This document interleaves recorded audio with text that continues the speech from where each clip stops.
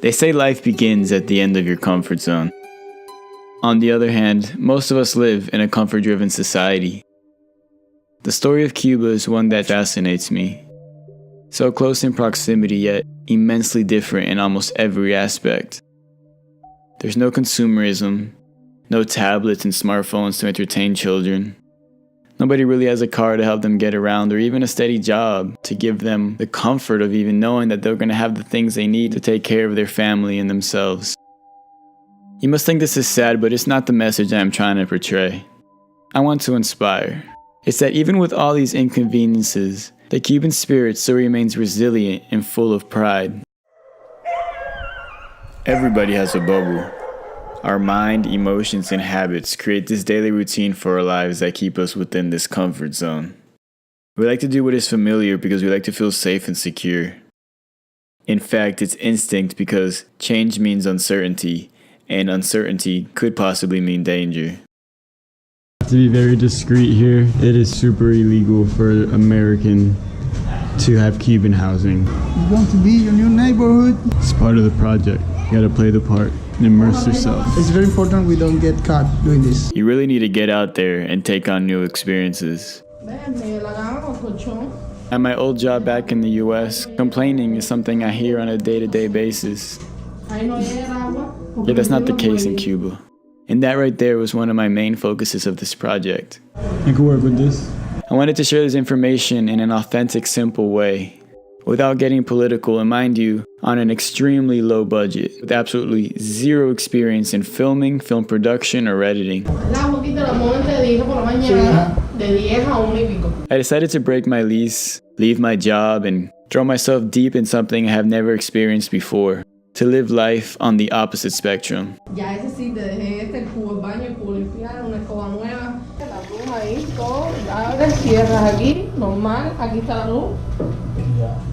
Ya, yo mañana cuando tú vengas está toda ventada. No quiero que te pregunte, tú eres un amigo de mi hermano. Tú vives en La Habana.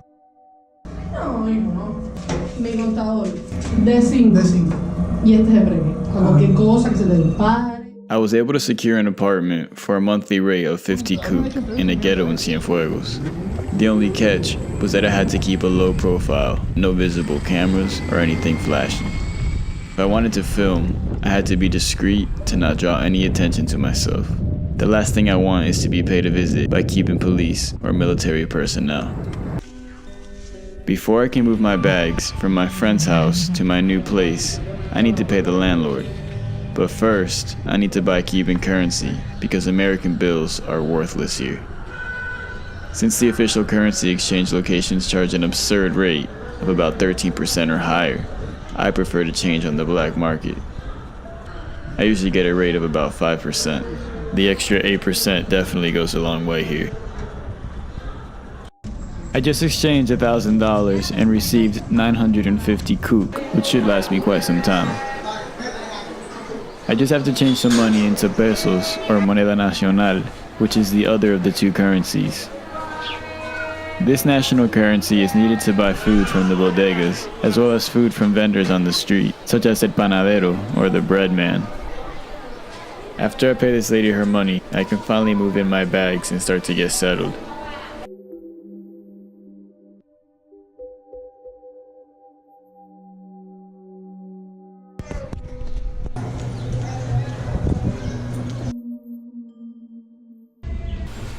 Tranquilidad y cura. Esto siempre la está a mano. Por si se va la luz, ya tú sabes dónde está el catálogo de afuera. Esta luz de acá atrás, déjala siempre encendida. Siempre. Siempre. Esto, deja los cuartos abiertos.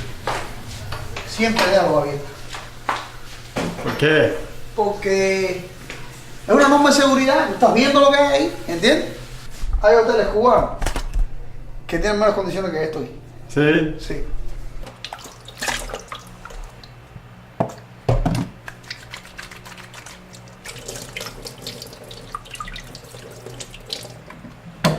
I just made my bed. I got a layer, sleeping bag, so it's cool, because I don't got an AC. I got this. Let's check what's in the fridge. stove, which is very, very sketchy. Dogs all day. And electricity is this one as well. This one as well.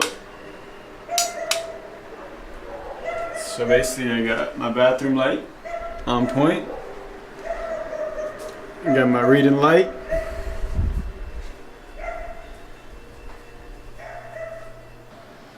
I don't want to jinx it, but that one's going strong. The cabinets don't really close either, but it's alright. First morning, the sink in my bathroom doesn't work. I gotta brush my teeth and do all that kind of stuff in my kitchen. They say, hey, why don't you fix it? Because there's no part for it. And if there was a part for it, it'd be way, way, way, way, way too expensive. Woo! Se queda con esa fucking pestón.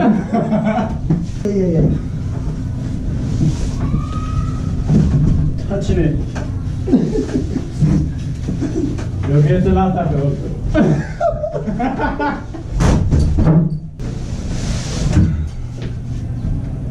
No, este lado huele a viejo.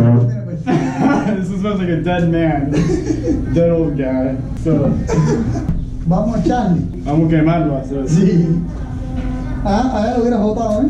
Claro. ¡Estás loco! Vamos a echarle antibacteria y dejarle el ventilador puesto ahí. Hasta por la noche va a estar bien ya. Antibacterial. Sí, antibacterial. ¿No tienes alcohol? No. ¿Ron? Rum. Fidel says we can put rum to disinfect.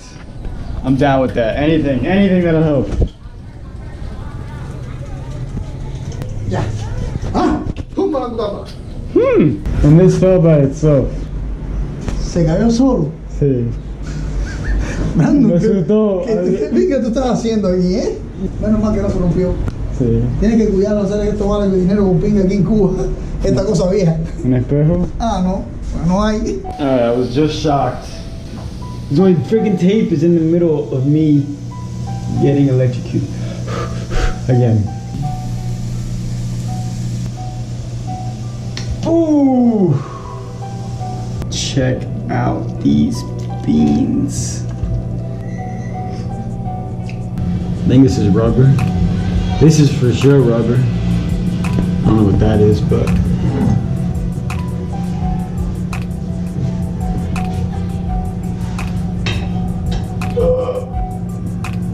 works.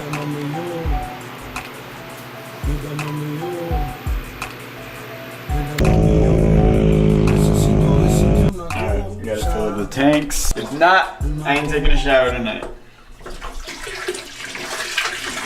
Alright, we're almost done. And then, since I know I'm gonna be taking a shower soon, go like this. And bring her here. And then we'll proceed to put her there. And this thing, which might electrocute me and might not, we'll put heating up some water right now. Right.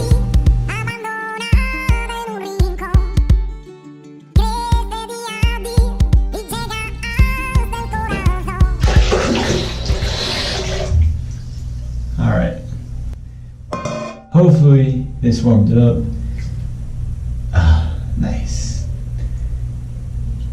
I could let it go a little longer, but it's warmer than the water I had yesterday. Yo tuve que lavarme la cabeza sin champú. Yo tuve que hacer la tarea en la escuela sin la luz. I gotta take the recycle out in the middle of the night so that people don't think I'm a American living in Cuban housing, since it's suspect to see so much bottles of water. Why don't I drink the regular water? Huh? So I'll vibe on the bottled water and the late night rendezvous. Since there's basically no such thing as a garbage bag in Cuba, it's looking like we're gonna be making 2 trips.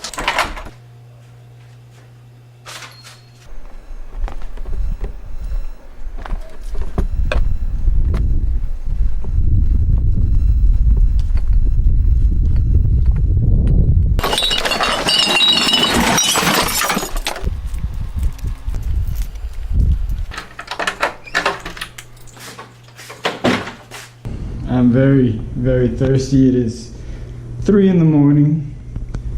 I don't think it's that safe to honestly walk down the street, even as big and bad as I am. So I'm about to do something kind of relatively gross. This water is clean, but it's not the cleanest water, just because things get in it. And I don't know, I still have a weird mixed feeling about this big bucket of water that I use. But thirsty, here we go. I'm not gonna drink this as is. I'm gonna go into my fridge. Ice cubes. Why reusable ice cubes, you may ask? I'll tell you. The straw thing I've got on Amazon. Ready?